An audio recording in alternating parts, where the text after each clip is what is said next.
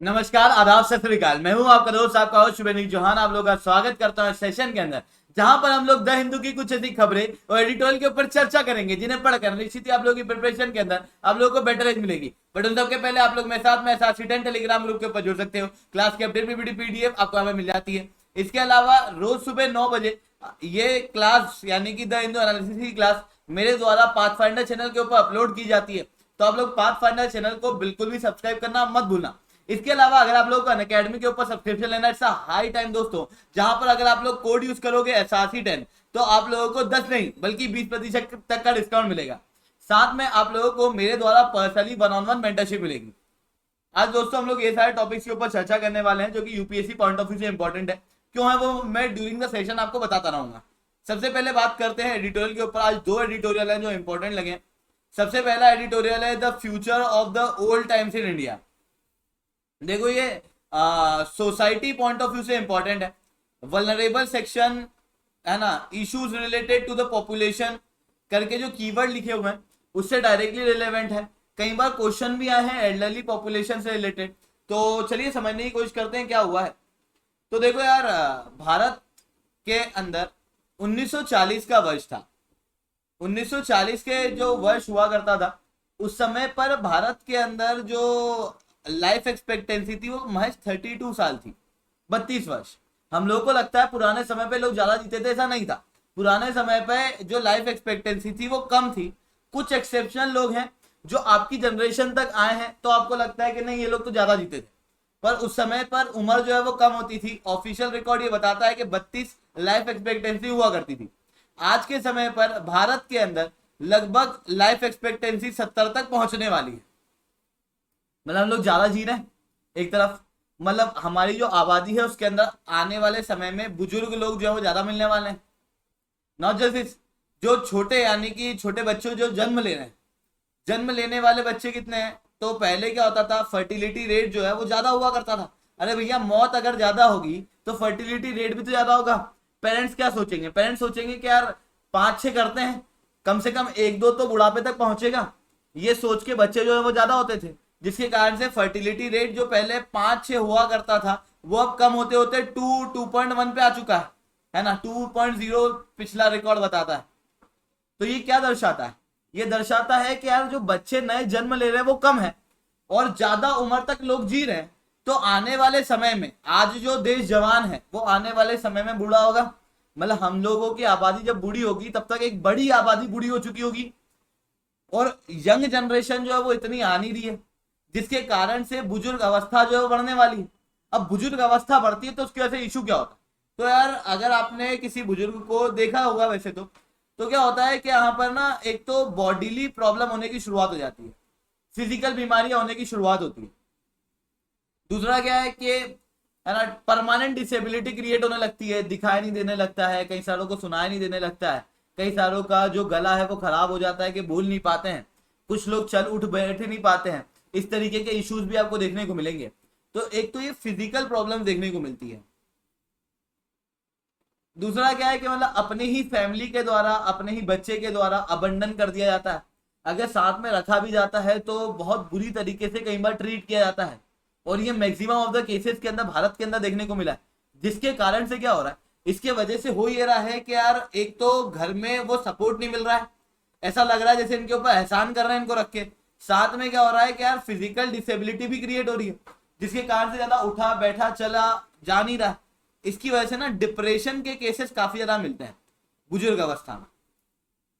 बुजुर्ग अवस्था के अंदर डिप्रेशन के केसेस 30 से 50% है। 74% केसेस 60 साल की ऊपर के उम्र के ऐसे हैं जो अभी माइल्ड केसेस में है। मतलब 74% बुजुर्ग ऐसे हैं जिनको डिप्रेशन माइल्ड स्टेज में है और धीरे धीरे करके वो बढ़ रहा है। मतलब आने वाले समय में ये डिप्रेशन हम लोगों को बुजुर्ग लोगों के अंदर ज्यादा देखने को मिल सकता है। बुजुर्ग लोगों के अंदर भी, वुमन के अंदर ये डिप्रेशन के केसेस ज्यादा हैं as compare to the man, महिलाओं के अंदर ज्यादा है।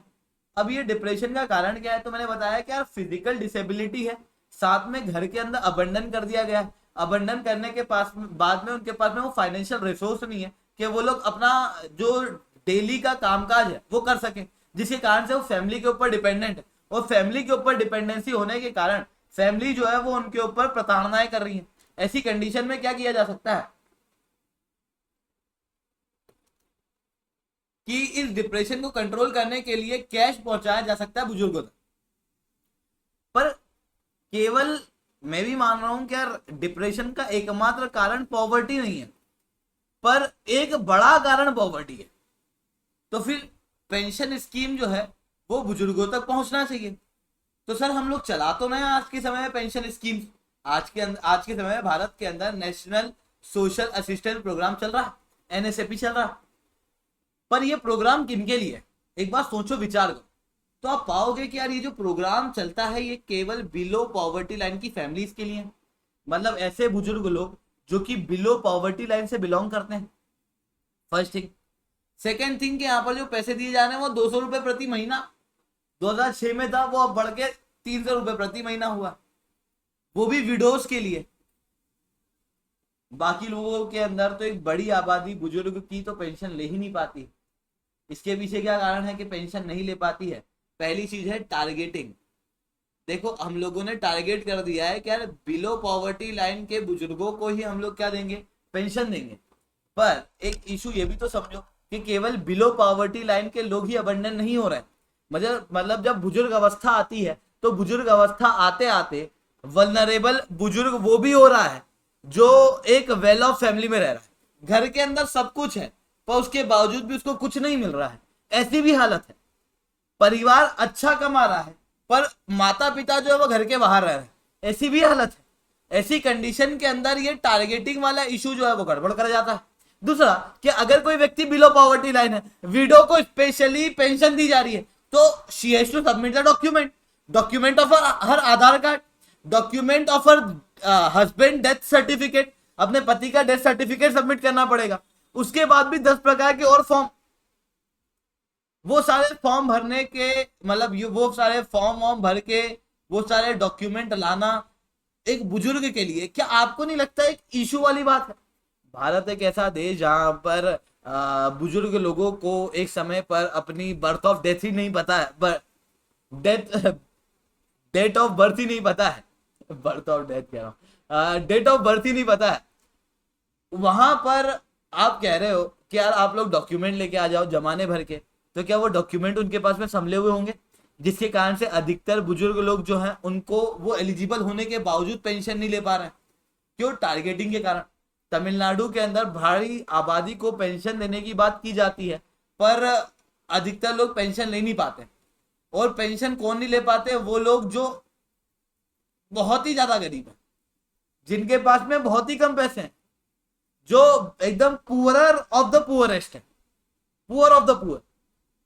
तो वो लोग पेंशन क्यों नहीं ले पा रहे? क्योंकि इनके पास में वो डॉक्यूमेंट ही अवेलेबल नहीं। तो फिर क्या किया जाना चाहिए? सीधी सी बात है, ये करो, ये टारगेटिंग वारगेटिंग हटाओ, सब लोगों को पेंशन दो, ठीक है। जो पेंशन दी जाए उसका अमाउंट बहुत नहीं किया जाए, पर 300 रुपए तो बहुत ही ज्यादा कम है, कम से कम 1500 रुपए तक तो दो महीने का, ताकि बुजुर्ग व्यक्ति जो है वो अपना निर्माण और अपना डेली का जो खर्चा है वो खुद से निकाल सके और घरों पर डिपेंडेंट ना रहे। साथ में ग्राम पंचायत और लोकल एडमिनिस्ट्रेशन का प्रयोग करो इन सारी पेंशन को देने के अंदर, ठीक है। पर केवल इनके ऊपर ही डिपेंडेंट मत रहो, क्योंकि बुजुर्ग लोगों के साथ में ऐसा भी होता है कि जवानी के समय पे बहुत मतलब लोगों से लड़ाई वड़ाई हो जाती है गाँव के अंदर, ग्रामीण क्षेत्रों के अंदर।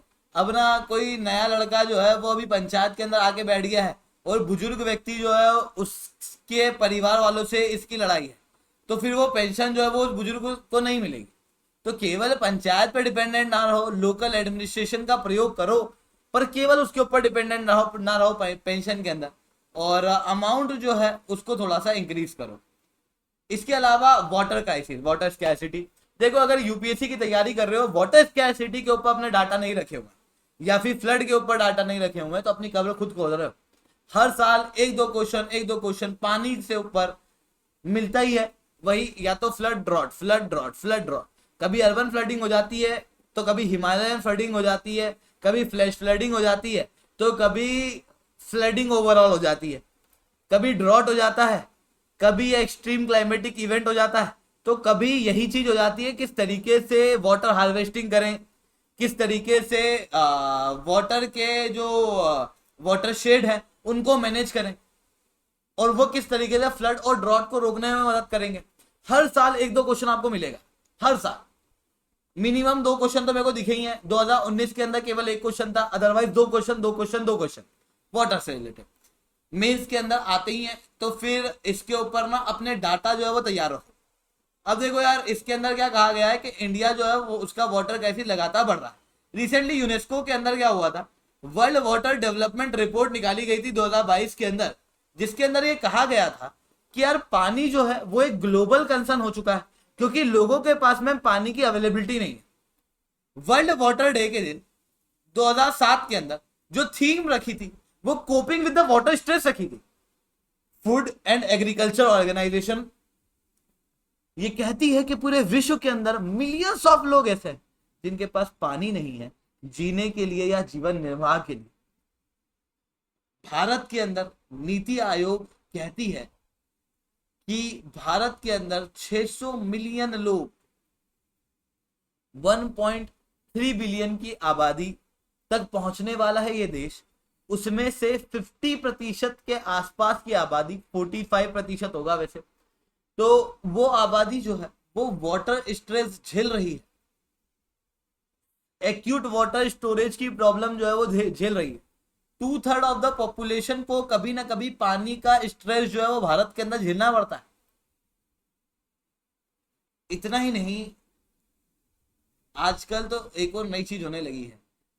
अगर आपने देखा होगा, अगर आप शहरी क्षेत्रों के अंदर रह रहे होगे, तो शहर के अंदर आजकल क्या होने लगा है कि मान लो ये शहर है, आसपास ये ग्रामीण क्षेत्र होते हैं, यहाँ पे कहीं पे लेक होगा, यहाँ पर कहीं पे नदी होगी, तो वहां से पानी जो है वो शहर के अंदर लाया जाता है और वो घरों के अंदर पहुंचता है। तो हिंटरलैंड का पानी जो है वो ट्रांसपोर्ट हो रहा है। According to the review paper 2019 के अंदर पब्लिश किया गया था यूनाइटेड नेशन की संस्था के द्वारा, जिसके अंदर ये बताया गया था कि 27,000 किलोमीटर के डिस्टेंस के अंदर 500 बिलियन लीटर तक का पानी जो है वो ट्रांसपोर्ट किया जाता है हिंटरलैंड से बाहरी क्षेत्रों से शहरी क्षेत्रों के अंदर, और ये हम लोगों को एक इशू के रूप में देखने को मिलता है। अब जब मैं अर्बन एरिया की बात करता हूं तो अर्बन एरिया में हुआ क्या है, थोड़ा सा उसको समझो। देखो यार, अर्बन एरिया के अंदर जैसा आज डेवलपमेंट है, क्या वैसा पहले हुआ करता था? कभी आप अपने पापा मम्मी दादा दादी से बात करते होंगे तो वो कहते होंगे कि यार आज से 5 साल पहले तो शहर में ऐसी चीजें थी नहीं, आज आ गई है। तो पहले क्या होता था, पहले जो है मतलब आबादी कम थी पर इंफ्रास्ट्रक्चर था ही नहीं पानी का, तो जमीन के अंदर से पानी जो है वो निकाला जाता था, ग्राउंड वाटर के ऊपर डिपेंडेंसी ज्यादा थी। पर आज क्या हो रहा है, आज भारत के अंदर जो 34% आबादी है वो शहरों के अंदर है और रैपिड अर्बनाइजेशन दिख रहा है। 2030 तक ये 40% हो जाएगा और 2050 तक ये 50% हो जाएगा, जिसके बाद आप समझ सकते हो कि अर्बन एरिया जो है वो खचाखच भर रहा है। इस दौरान में इंफ्रास्ट्रक्चर क्रिएट तो हो रहे हैं पर पानी की रिक्वायरमेंट और बढ़ रही है, जिसके बाद में हम लोगों ने ग्राउंड वाटर के साथ में सरफेस वाटर का प्रयोग करना शुरू कर दिया। सरफेस वाटर भी अब डिप्लीट होने लगा, तो हम लोगों ने क्या किया, बाहर के क्षेत्रों से हिंटरलैंड से पानी निकालने की शुरुआत कर दी। आप अहमदाबाद का ही केस ले लो, अहमदाबाद के अंदर 1880 के अंदर 80% पानी जो है वो ग्राउंड वाटर से निकलता था, आज नर्मदा केनाल से निकल रहा है, जो अहमदाबाद के पास से निकलती है। हिंटरलैंड का पानी यहाँ पर लिया जा रहा। अब इसकी वजह से इशू क्या, इसकी वजह से इशू ये कि वो हिंटरलैंड का पानी यानी कि बाहर के गांव का दूर दराज के इलाकों का पानी जो इरिगेशन में यूज होना था, वो इरिगेशन का पानी इरिगेशन में ना जाते हुए यहाँ पर शहरों में आ रहा है, वहां पर यूज हो रहा है। दूसरी प्रॉब्लम कि शहर क्या कर रहा है, शहर जो है ये अगर अर्बन एरिया है, ये अगर रूरल एरिया है, तो रूरल एरिया का पानी जो है वो अर्बन में आ रहा है, वाटर फ्रेश वाटर। अब अर्बन एरिया के अंदर क्या हो रहा है, वही पानी का पॉल्यूशन हो रहा है, गंदा वगैरह हो रहा है, ठीक है। जिसके बाद जो ग्रे वाटर होता है, मतलब जो नाली का गंदा पानी होता है, वो फिर बाहर के क्षेत्रों के अंदर भेज दिया जाता है, किसी गांव के अंदर कर दिया जाता है कहीं पे डंप। तो एक तरफ तो फ्रेश वाटर लिया जा रहा है और ग्रे वाटर दिया जा रहा है, जिसकी वजह से ओवरऑल रूप से क्या हो रहा है, ओवरऑल रूप से वाटर क्राइसिस क्रिएट हो रहा है। अब देखो, चाहे अर्बन का व्यक्ति हो चाहे रूरल का व्यक्ति हो, पानी की जरूरत सबको पड़ती है। आज के समय पे आज देख रहे हो कि यार इंटर स्टेट के बीच में वाटर डिस्प्यूट उभर के आ रहा है। क्यों आ रहा है? यही कारण है कि पानी की स्कैसिटी जो है वो हमको देश भर के अंदर देखने को मिल रही है। इस कारण से तो लड़ाई हो रही है। तो आने वाले समय में केवल राज्य में नहीं बल्कि इंटर राज्य के अंदर भी रूरल और अर्बन एरिया के अंदर डिस्प्यूट देखने को मिल सकते हैं। ऐसी कंडीशन के अंदर पानी का प्रॉपर मैनेजमेंट किया जाना बहुत ज्यादा जरूरी है। It is not the issue of lake of water, it is issue of the governance. Proper रूप से गवर्नेंस नहीं है भारत के अंदर, है ना। प्रॉपर रूप से वाटर हार्वेस्टिंग की नहीं जाती है। एक आज भी बड़ा अमाउंट ऑफ वाटर जो है वो समुद्र के अंदर ही चले जाता है। तो ये भी इशू हम लोग को देखने को मिलता है। तो पानी की हार्वेस्टिंग करना काफी ज्यादा जरूरी है। ठीक है, इतनी बात समझ में आई। इसके अलावा टेक्शन कॉन्टेक्स्ट के ऊपर बात करते, मैंने कल आप लोगों को बताया था कि असेंशियल मेडिकल लिस्ट यानी कि नेशनल असेंशियल मेडिकल लिस्ट जो है वो रिसेंटली निकाली गई है। ठीक है, जिसके अंदर लगभग 384 ड्रग्स की ये लिस्ट है, जिसके अंदर 27 अलग अलग कैटेगरी के 34 नए ड्रग जो है वो ऐड किए गए। National list of essential medicine NLEM 2022 जो है वो लिस्ट की आई है। ये लगभग चौथी लिस्ट आई है। ठीक है, 26 ड्रग जो है वो यहाँ से हटाए गए। पिछली लिस्ट 2015 के अंदर आई थी। 7 साल बाद ये लिस्ट जो है वो जारी की गई है हेल्थ मंत्रालय द्वारा। अब आप समझ रहे हो क्या 34 ड्रग जो है वो एक्स्ट्रा आए हैं और 26 ड्रग्स को हटा दिए गए। ठीक है, तो किसी ड्रग को इस लिस्ट में क्यों ऐड कर दिया जाता है, किसी ड्रग को क्यों निकाल दिया जाता है? इस टेक्शन कॉन्टेस्ट के अंदर जमाने ड्रग के नाम भी दिए हुए, पर वो याद करने की जरूरत नहीं है। ना तो प्रीलिम्स पॉइंट ऑफ व्यू से वो इंपॉर्टेंट है, ना ही मेंस पॉइंट ऑफ व्यू से। आप समझने की कोशिश करते हैं कि यार मतलब किसी भी ड्रग को क्यों निकाल दिया जाता है, क्यों ऐड करा जाता है इस लिस्ट के अंदर।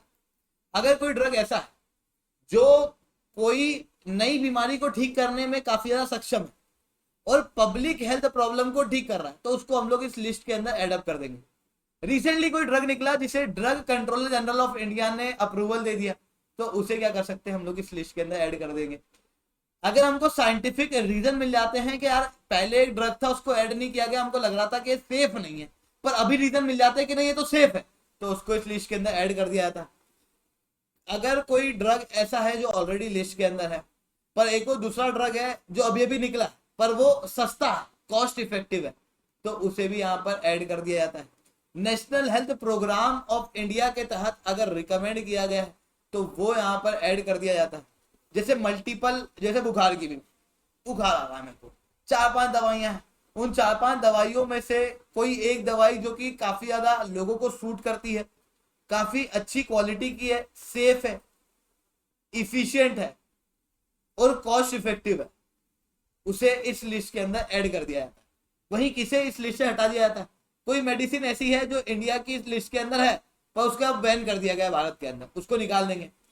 हमको ऐसे कुछ एविडेंस पता लगते हैं कि ये जो पर्टिकुलर मेडिसिन है जो national list of essential medicine के अंदर है, पर वो मेडिसिन अब इफिशिएंट नहीं है, सेफ नहीं है, तो उसे निकाल दिया जाएगा। हम लोगों को पता चलता है कि यार एक और सस्ती दवाई मिल चुकी है तो उसको ऐड कर रहे हैं, तो फिर वो जो पुरानी दवाई है उसको निकाल दिया जाता है। नेशनल हेल्थ कंसर्न, जिस बीमारी की वो दवाई है, अगर वो बीमारी ही अब नेशनल हेल्थ कंसर्न नहीं रही, कोई बड़ी बीमारी नहीं रही, तो उसे भी यहां से निकाल दिया जाता है। एंटी माइक्रोबियल रेजिस्टेंस कोई दवाई क्रिएट कर रही है तो उसे भी इस लिस्ट से हटा दिया जाता है। अब आपने सुना होगा कि नेशनल हेल्थ कंसर्न जो दवाई नहीं दे रही है, मतलब कोई बीमारी नहीं है, उसे हम लोग इसकी लिस्ट के अंदर से हटा देते हैं, इसके अंदर नहीं डालते हैं। कोविड का कोई भी वैक्सीन जो है वो इस लिस्ट के अंदर नहीं डाला गया है।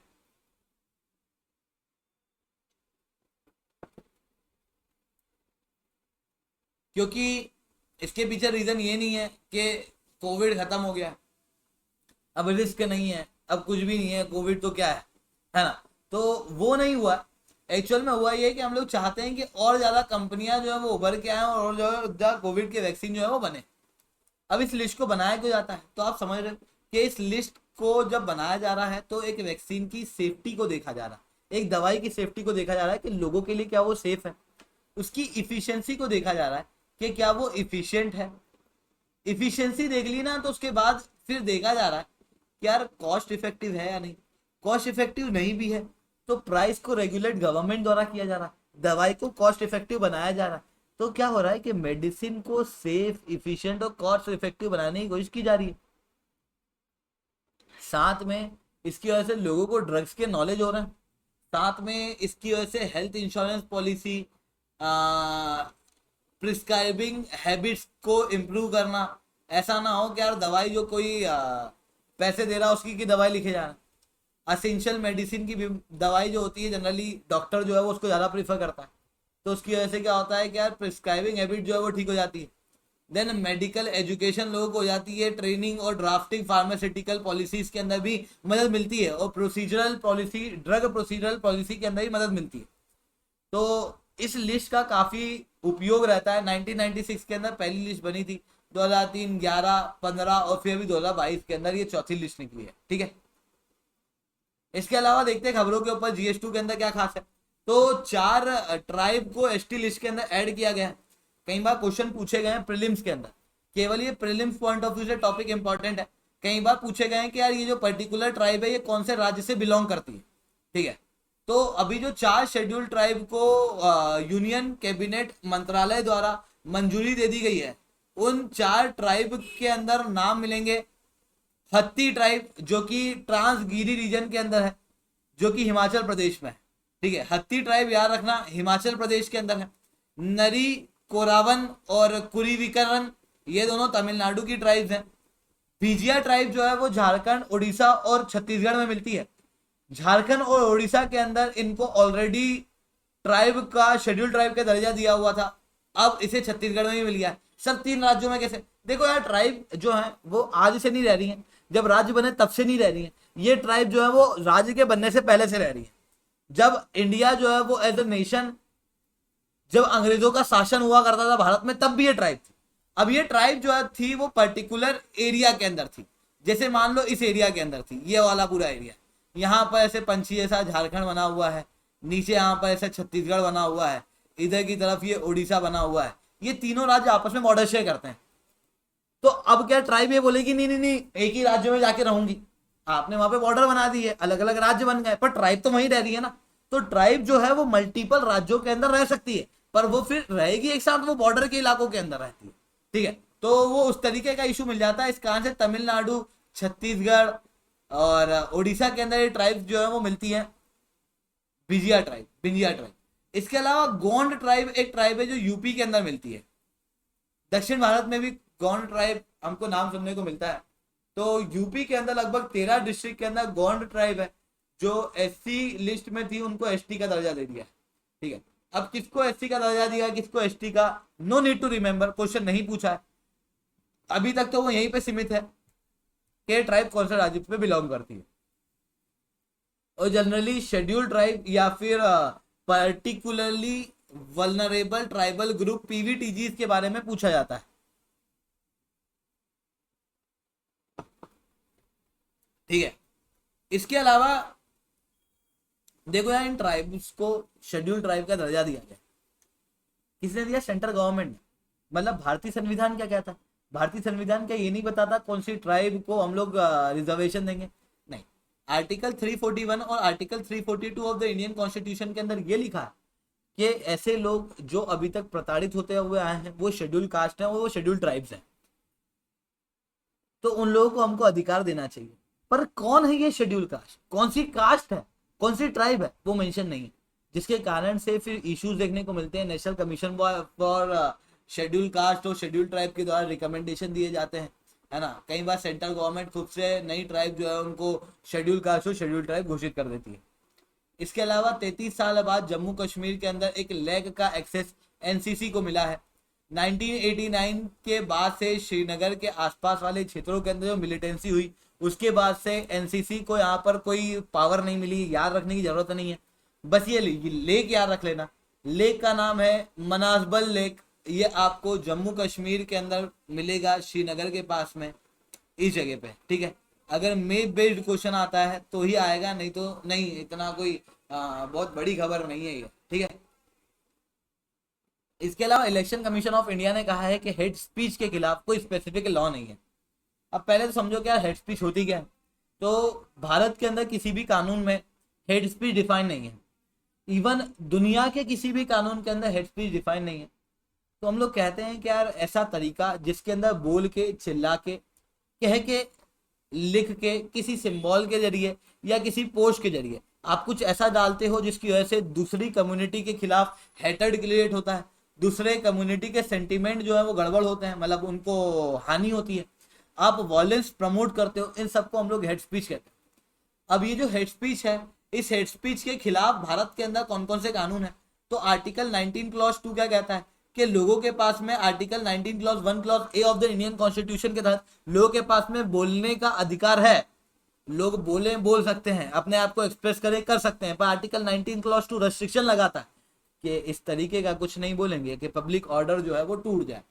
Article 153 A section 153 A of IPC hate speech को कंट्रोल करने की कोशिश करता है। रिप्रेजेंटेशन ऑफ पीपल्स एक्ट के अंदर अगर कोई भी व्यक्ति मेंबर ऑफ पार्लियामेंट या मेंबर ऑफ लेजिस्लेटिव असेंबली के पास में एब्सोल्यूट फ्रीडम ऑफ स्पीच होती है, उनके ऊपर कोई रेस्ट्रिक्शन नहीं होता, पर अगर वो अपनी फ्रीडम ऑफ स्पीच को गलत तरीके से यूज करते हैं, मिसयूज करते हैं, तो ऐसे केस में उनको क्या किया जा सकता है? डिस्क्वालीफाई किया जा सकता है। Then there is civil right protection act, या फिर कहूं protection of scheduled caste and scheduled tribes के लिए जो एक्ट निकाला गया है, which is against the untouchability.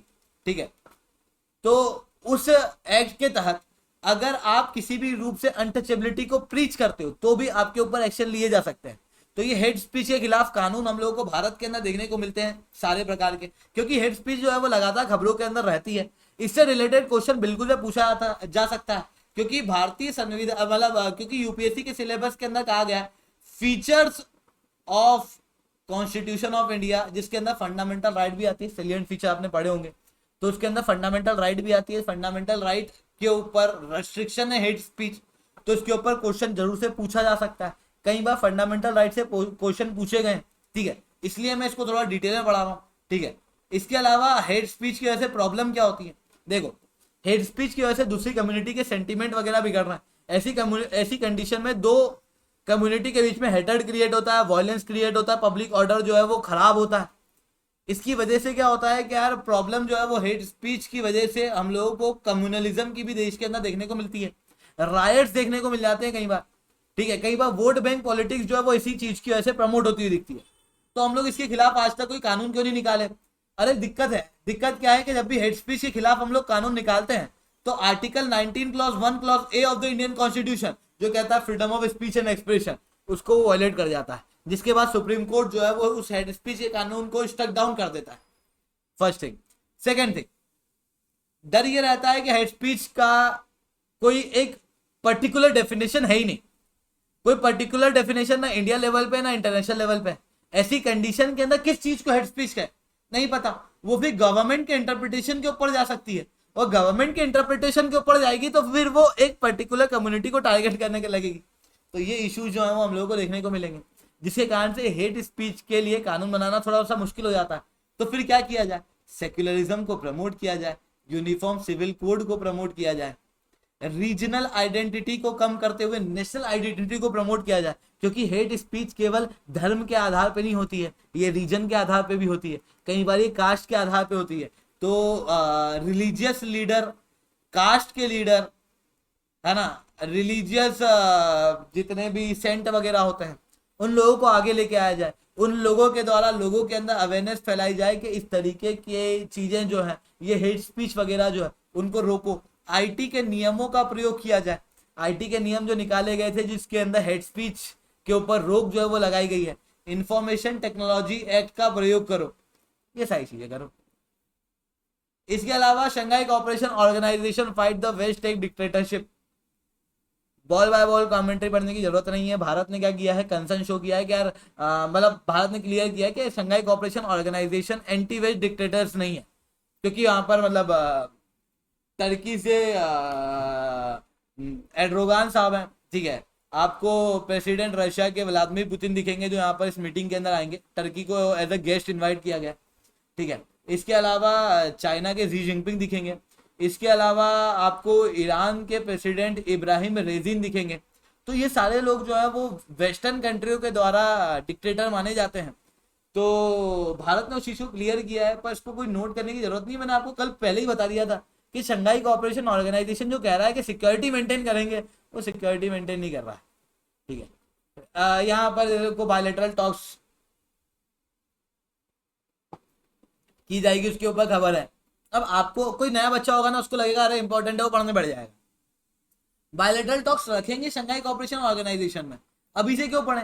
जब रख लेंगे, कुछ बड़ा डेवलपमेंट होगा तो पढ़ लेंगे, नहीं होगा तो नहीं पढ़ेंगे। जैसे फ्रांस के अंदर मैंने बताया था कि फ्रांस के जो लीडर है वो भारत के अंदर आए, तो फिर कोई बड़ा डेवलपमेंट हुआ ही नहीं, तो फिर हम लोगों ने पढ़ा ही नहीं। अगर हम लोग पहले से पढ़ लेते रहे फ्रांस से आके ये बात करेंगे और उन्होंने बात ही नहीं करी, तो हमारा टाइम तो वेस्ट हो गया ना। तो उस तरीके की चीजें हम लोग नहीं करते हैं। तो ये बायलैटरल टॉक्स जो है वो जब होंगी तब बात करेंगे, अभी क्यों करें? ठीक है, आज ही खबर आई है, तो वो वाला फ्रांस वाला भी पढ़ने की जरूरत नहीं, कुछ खास आया नहीं है। इसके अलावा रिसेंटली पार्लियामेंट्री पैनल ने रिकमेंडेशन दिए हैं, किस चीज से रिलेटेड? पार्लियामेंट्री पैनल ने रिकमेंडेशन दिए हैं in its 138th report of medical device regulation and control, जिसके अंदर उसने बताया है कि भारत के अंदर जो मेडिकल डिवाइस है उसको टेस्ट करने के लिए जो सर्टिफाइड लेबोरेटरीज हैं वो कम है। पूरे भारत के अंदर 18 ही लेबोरेटरी हैं जो CDSCO द्वारा लाइसेंस्ड है, मानी गई है कि यहाँ पर इन डिवाइस को टेस्ट किया जा सकता है। पर ये लेबोरेटरी इंडिया जितने बड़े देश के अंदर 18 लेबोरेटरी होना ये कम नंबर है। एक राज्य में एक लेबोरेटरी नहीं है, और एक राज्य की पॉपुलेशन भारत के अंदर कई सारे देशों से ज्यादा है। ठीक है, तो ऐसी कंडीशन के अंदर हम लोगों को और ज्यादा लेबोरेटरीज की आवश्यकता है, पहली चीज। दूसरी चीज कि IT इनेबल फीडबैक सिस्टम की आवश्यकता है, पोस्ट मार्केट सर्वेलेंस की आवश्यकता है। जैसे कोई डिवाइस निकल गया, हम लोगों ने कहा कि नहीं ये तो सेफ है, पर मार्केट में जाके अनसेफ हो गया, तो फिर उसके फीडबैक भी लो, उसको सर्वे भी करो, उस तरीके की चीजें करने की भी आवश्यकता है। थर्ड थिंग के CDSCO करके एक ऑर्गेनाइजेशन है जो रेगुलेट कर रही है फार्मा सेक्टर को। आज के समय पे इसको बनाया गया था फार्मा सेक्टर को रेगुलेट करने के लिए और कुछ सेगमेंट ऑफ मेडिकल डिवाइस के लिए, पर आज ये थोड़ी इनफेक्टिव हो रही है क्योंकि कानून जो है वो काफी ज्यादा आउटडेटेड है। तो कुछ नए कानून के साथ में नए डिवाइस को चेक करने वाली नई रेगुलेटरी अथॉरिटी होनी चाहिए। सर ये क्यों पढ़ा रहे होते? रिकमेंडेशन अभी पास का हुआ है, जब पास होंगे तो पढ़ेंगे ना। ये वे फॉरवर्ड के अंदर काम आता है। जब भी आप अपने सवाल के अंदर आंसर लिखते हो ना, वे फॉरवर्ड या फिर रिकमेंडेशन जब आप देते हो, तो आपको ना ये पार्लियामेंट्री कमेटी की रिकमेंडेशन, पार्लियामेंट्री पैनल की रिकमेंडेशन, किसी संस्था की रिपोर्ट की रिकमेंडेशन, वो दोगे तो उससे ज्यादा मार्क्स फेच होता है उनको कोट करके। इस कारण से ये हेल्थ पॉइंट ऑफ व्यू से GS2 के अंदर इंपॉर्टेंट है। ठीक है, वहां पर वे फॉरवर्ड बताने के लिए इंपॉर्टेंट है। ठीक है, तो दोस्तों आज के लिए इतना ही। लेक्चर अच्छा लग गया हो तो फिर लाइक कर देना है, और लेक्चर बहुत अच्छा लग गया हो तो SRC10 कमेंट करने में तो शर्म करना ही मत। अगर आप लोगों को अनअकैडमी के ऊपर सब्सक्रिप्शन लेना है और मेरे द्वारा पर्सनली 1-on-1 मेंटरशिप चाहिए, तो आपको केवल SRC10 कोड का यूज करना पड़ेगा। SRC10 कोड एकमात्र कोड है जिसके अंदर आप लोगों को किसी एजुकेटर के द्वारा पर्सनली 1-on-1 मेंटरशिप मिलती है, वो भी मेरे द्वारा। साथ में 20% तक का आप लोगों को डायरेक्ट डिस्काउंट जो है वो अनअकैडमी के ऊपर मिलने वाला है। विद दिस कोड इंडिया के टॉप एजुकेटर से पढ़ने का मौका मिलेगा, साथ में आपको टेस्ट सीरीज मिलेगी, साथ में आपको किताबें मिलेंगी, साथ में आपको इंडिया के टॉप एजुकेटर से पढ़ने का मौका मिलेगा। एक समय पे जो टीचर ऑफलाइन पढ़ाया करते थे, एक समय पे जो टीचर दूसरे प्लेटफॉर्म पे पढ़ाया करते थे, आज वो सब अनअकैडमी के ऊपर है। जहां पर जो बेस्ट था वो सब अनअकैडमी के ऊपर है। तो जाओ सब्सक्राइब करो, SRC10 कोड का प्रयोग करो। आज के लिए इतना ही दोस्तों, जय हिंद जय भारत।